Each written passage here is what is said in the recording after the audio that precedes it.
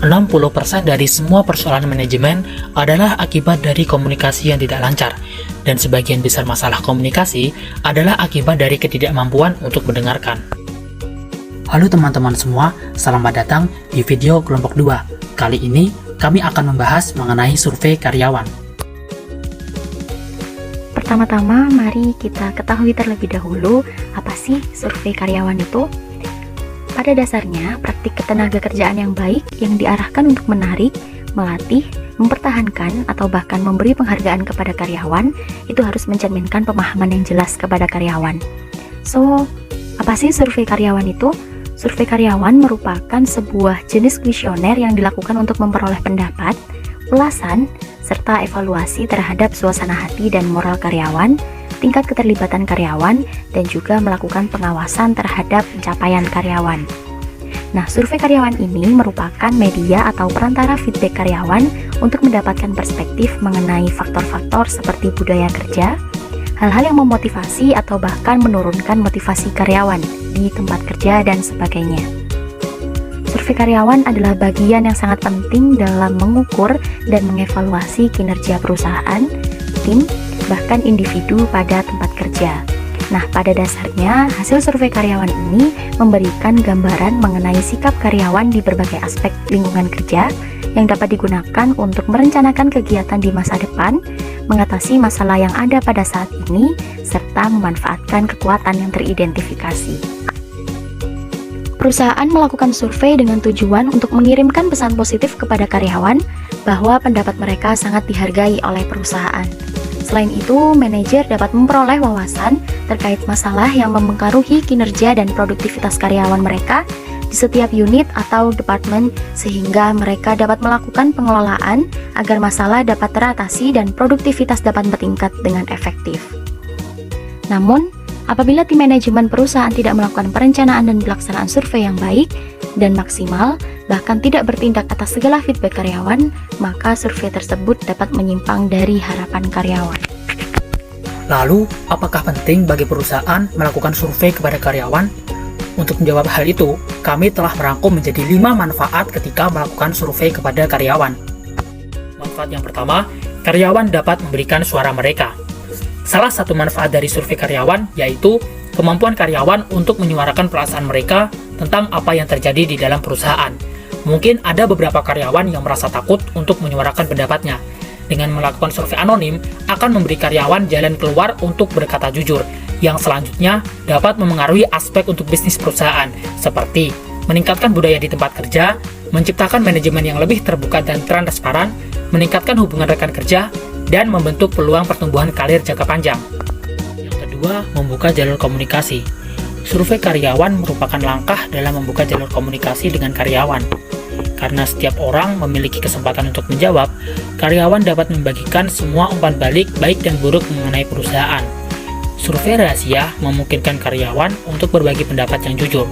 Kunci untuk membuka jalur komunikasi yaitu menyediakan cara yang aman bagi karyawan untuk menyampaikan pendapat mereka dan melihat masukan mereka dihargai. Yang ketiga, membantu meningkatkan moral dan kinerja karyawan. Berawal dari perusahaan yang mendengar, menghargai pendapat karyawan dan mengapresiasi pendapatnya, maka karyawan akan merasa nyaman di tempat kerja dan dapat meningkatkan kinerja mereka serta lebih loyal dan berkomitmen pada perusahaan. Yang keempat, survei membantu mendapatkan solusi dari permasalahan atau mendapatkan ide baru bagi perusahaan. Terkadang solusi terbaik datang dari karyawan yang memiliki kesempatan untuk menawarkan ide. Dengan meluangkan waktu untuk mendengarkan masukan mereka, perusahaan dapat memperoleh informasi yang sangat berharga untuk meningkatkan departemen, pekerjaan, dan perusahaan. Yang kelima, membantu meningkatkan retensi. Besarnya biaya untuk melakukan pergantian karyawan menjadikan perusahaan berupaya untuk meningkatkan retensi karyawan yang terampil. Salah satu upayanya dengan melibatkan karyawan dalam kegiatan perusahaan, seperti adanya pengembangan diri untuk karyawan. Karena ternyata karyawan dengan keterlibatan rendah 4 kali lebih mungkin untuk berhenti daripada rekan-rekan mereka dengan skor tinggi. Dari hasil survei karyawan, dapat digunakan untuk membuat rencana tindakan untuk menghindari jebakan pergantian yang tinggi. Para pemimpin dapat menggunakan survei untuk mengidentifikasi masalah di awal dan memahami perubahan sehingga tahu apa yang perlu dilakukan nanti. Nah, Setelah kita mengetahui tentang pengertian dan juga penjelasan dari apa itu yang dimaksud dengan employee survey atau survei karyawan, kita juga perlu tahu bahwa employee survey atau survei karyawan itu dibagi menjadi beberapa jenis loh. Yuk, mari kita simak jenis-jenis employee survey atau survei karyawan. Jenis survei yang pertama, yaitu survei tinjauan tahunan. Survei ini dilakukan setahun sekali di dalam sebuah perusahaan. Survei ini merupakan bentuk survei yang dilakukan untuk mengevaluasi berbagai proses kinerja karyawan di dalam sebuah perusahaan. Hal ini untuk mengetahui apakah proses kerja yang dilakukan oleh karyawan tersebut sudah sesuai dengan perencanaan yang telah ditentukan atau belum. Survei budaya perusahaan. Survei ini menjelaskan tentang budaya-budaya yang dimiliki oleh perusahaan dan juga menjelaskan tentang tata tertib yang dimiliki oleh sebuah perusahaan. Survei keterlibatan karyawan. Sesuai dengan namanya, maka survei ini melibatkan beberapa karyawan atau semua karyawan. Survei tentang perasaan dan juga kepuasan dari masing-masing karyawan itu penting untuk dilakukan. Dalam survei keterlibatan karyawan ini melibatkan hal-hal yang dilakukan untuk mengukur tentang bagaimana perasaan karyawan yang dihargai oleh sebuah perusahaan. Dalam survei kepuasan karyawan ini, kita lebih membahas tentang inti dari kepuasan karyawan. Survei ini melibatkan topik pembahasan seperti kebijakan dan aturan-aturan yang ditetapkan oleh perusahaan. Survei wawancara keluar. Survei ini dilakukan ketika terjadi sebuah peristiwa atau keadaan di mana terdapat karyawan yang keluar dari sebuah perusahaan. Survei wawancara keluar ini bertujuan untuk mengetahui tentang alasan-alasan apa yang membuat karyawan tersebut keluar dari perusahaan. Survei kinerja manajemen. Apabila kita lihat dari tinjauan waktunya, maka survei kinerja manajemen ini memiliki tinjauan waktu yang sama dengan jenis survei yang pertama. Survei kinerja manajemen ini berhubungan dengan sistem manajemen yang digunakan dalam proses kinerja karyawan di dalam sebuah perusahaan. Juga berhubungan dengan fungsi-fungsi manajemen, yaitu planning, organization, actuating, dan juga controlling. Survei orientasi. Survei orientasi ini dilakukan oleh para karyawan baru yang telah melalui sistem orientasi sebelum memasuki proses kerja di dalam sebuah perusahaan. 8. Survei nadi. Survei nadi ini memiliki waktu survei yang singkat, yaitu hanya memiliki waktu 5 menit saja untuk dilakukan. Pada survei nadi ini, karyawan diharuskan dan juga diharapkan untuk dapat memberikan semua laporan berupa topik-topik tanggung jawab terhadap pekerjaan yang mereka lakukan. 9. Survei pelatihan. Seperti yang kita ketahui, proses pelatihan ini sangat penting untuk dilakukan, yaitu bertujuan untuk membentuk seorang karyawan yang dapat memiliki keterampilan dan juga kemampuan yang dapat membantu perusahaan atau berkontribusi pada setiap proses yang dilakukan di dalam sebuah perusahaan. Dalam survei pelatihan ini dapat juga dimanfaatkan untuk menetapkan cara seperti apa yang tepat dalam meningkatkan kemampuan dan juga pemahaman dari para karyawan di dalam sebuah perusahaan. Survei 360 ini dilakukan untuk mengetahui secara lebih lengkap, rinci, dan juga keseluruhan tentang hal-hal sekecil apapun. Hal ini untuk memahami secara komprehensif atau agar mampu menangkap seberapa baik kinerja yang dimiliki oleh karyawan dan juga pihak-pihak yang memiliki peran penting di dalam proses sebuah perusahaan. Tentunya, laporan-laporan tersebut harus berdasarkan dengan fakta dan teruji kebenarannya.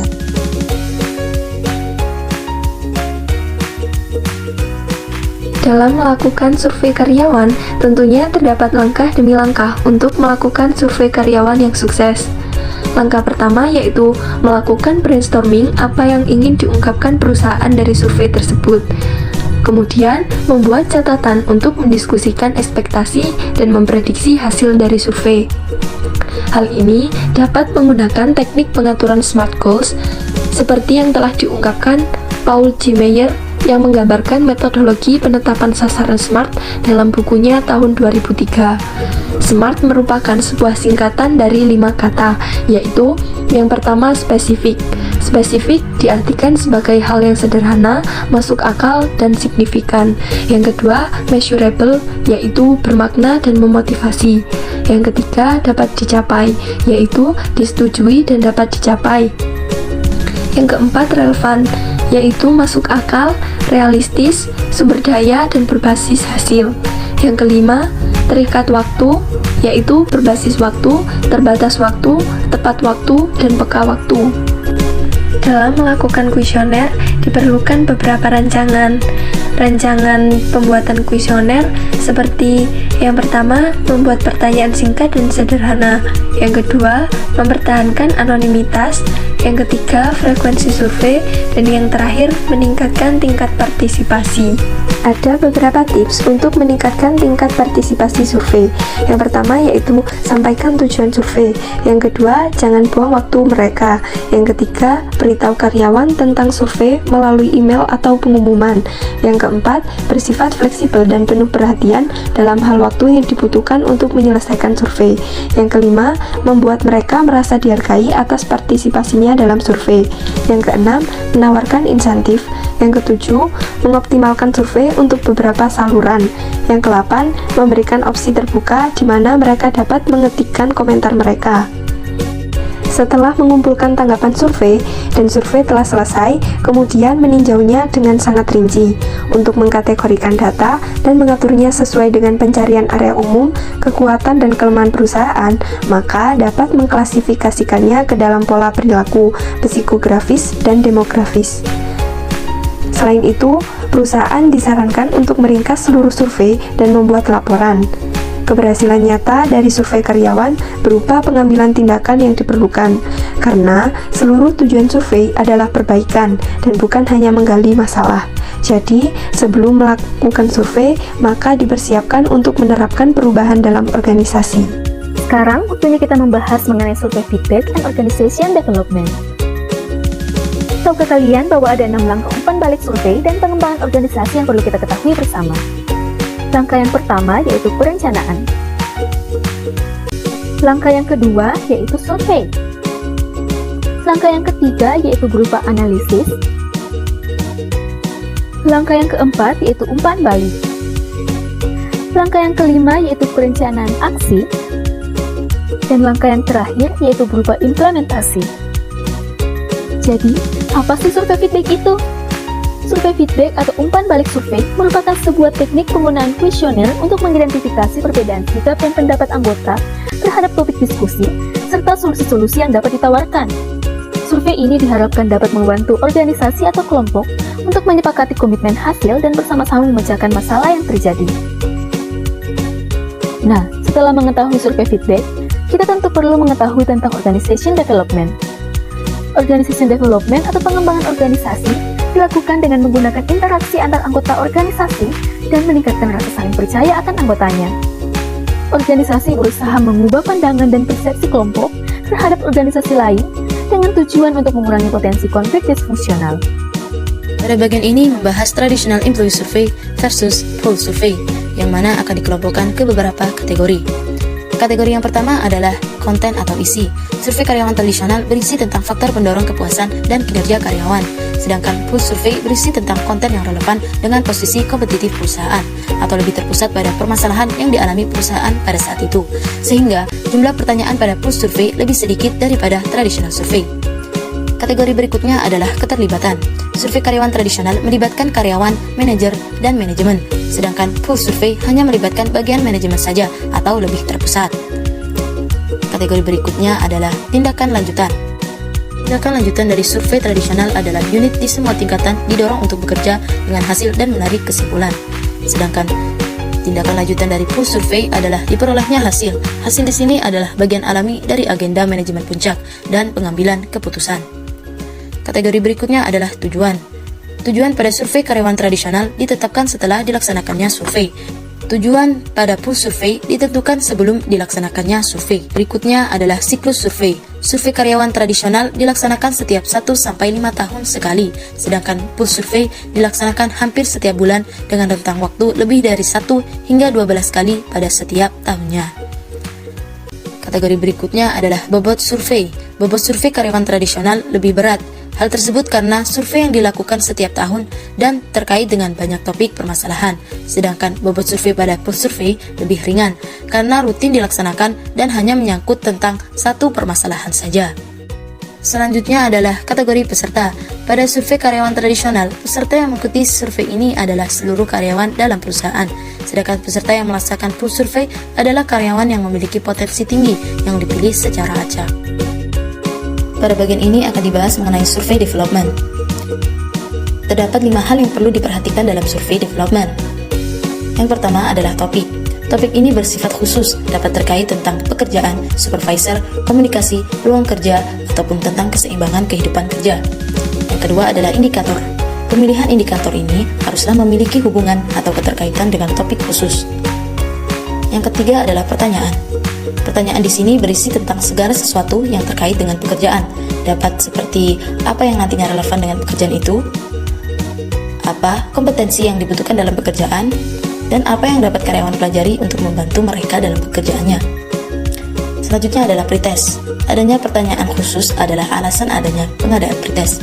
Pretest di sini adalah pengembangan dari pertanyaan-pertanyaan khusus tersebut. Pretest ini dituangkan dalam sebuah kuesioner yang diberikan kepada karyawan. Dan yang terakhir adalah evaluasi. Perusahaan akan melakukan evaluasi dengan berdasar data pretest berisi kuesioner yang telah dikerjakan oleh karyawan.